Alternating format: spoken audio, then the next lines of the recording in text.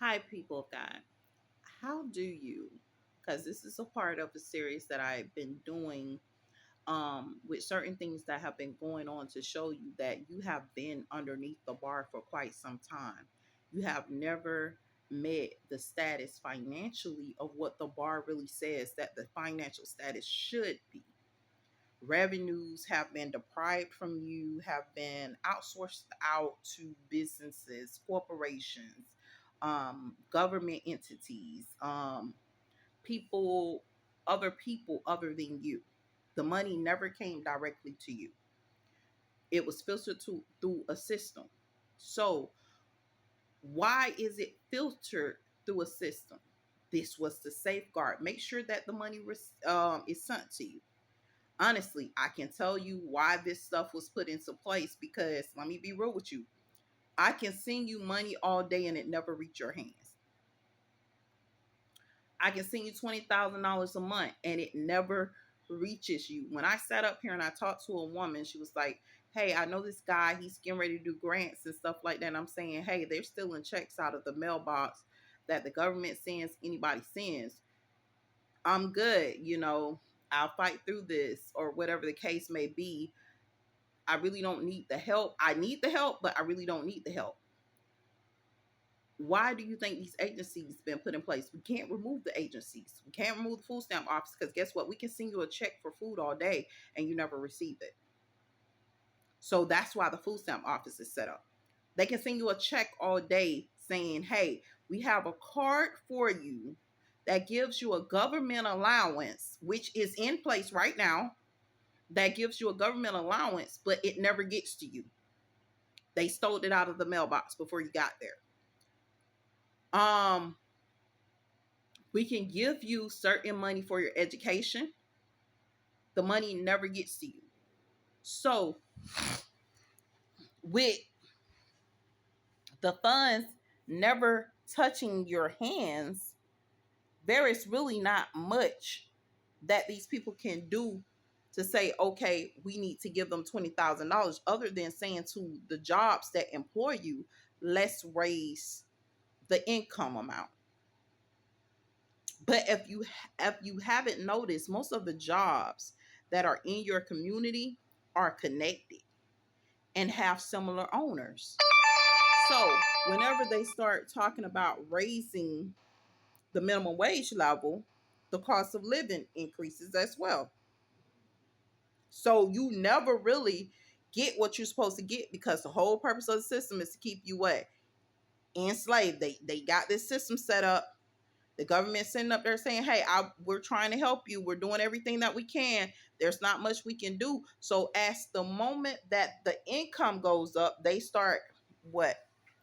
Pulling back, saying, "Okay, we don't have resources for this. We don't have revenue for this. We don't have certain things to accommodate certain things." If you're not aware of it, then you won't be woke to it. But when I say $20,000 a month, you would need to make better decisions. Guess what? That is for a family of four: a wife, a husband, and two children. But guess what? If I listen to my elders and I read the Bible and know that man should not sleep with mankind, I don't care if you're gay, straight, bisexual, bicurious, homosexual, heterosexual, whatever you are, you say to yourself, man should not sleep with mankind. This is not just for males, this is for females. Female mankind, understand this. Stop sleeping with men. And the young boys, the young men, stop sleeping with women. And focus on your focus, because if you never have children, guess what? That's more money in your pocket. That's more money in your pocket. I'm not procreating. Well, God said, let man multiply and subdue the earth. You haven't subdued the earth yet, and you have been multiplying exceedingly. I haven't seen you subdue nothing yet or dominate over nothing yet. That should have already gave you a clue. But you couldn't see it because I know you're going through the Adam and Eve effect and you're still docile. You don't even know you're naked. So it's hard for us to give you the information because guess what? They say a servant has to come and give you this information. That's the whole purpose of me, Servant Shakita Brown, telling you what I'm living through, what I'm going through. I'm not telling you third party stuff. I'm not telling you something I observed, so and so do this, so and so do that. I'm telling you what I lived, what will actually work, what can actually intervene. This is why you start hearing stories of Rosemary. Do you know what Rosemary really is? Rosemary, baby. Do you know what it is? That's Mary in the Bible. That's them doing rituals, impregnating women that should not be impregnated. Women sitting up there raping men, having kids by men. And I know y'all haven't heard of these court stories, but I'm going to tell you some of the court stories where you had women who drugged men who were not sexually active, was not sleeping with women, had sex with them,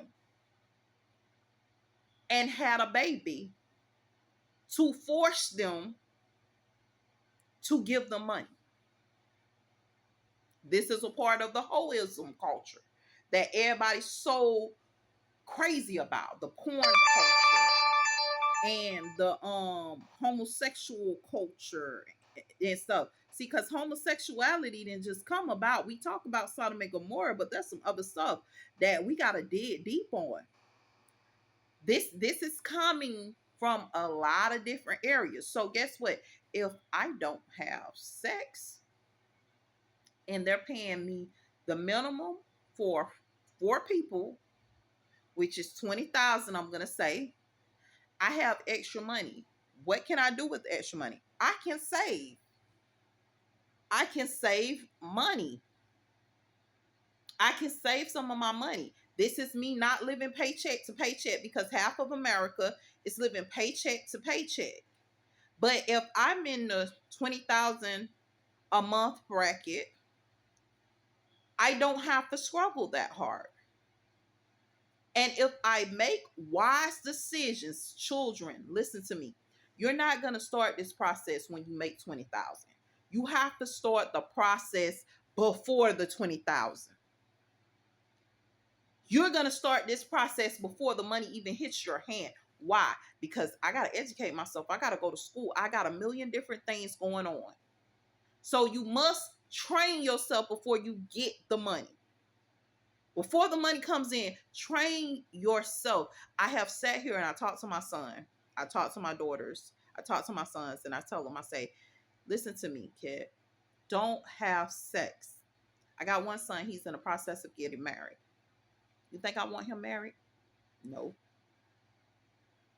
He looks at me and he's like, Mom, this is what I want for our whole family.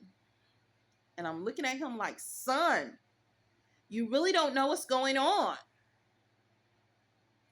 But this is him reaching the folk tales and the foolishness that was sold to him, saying if you get married, it's going to be easier.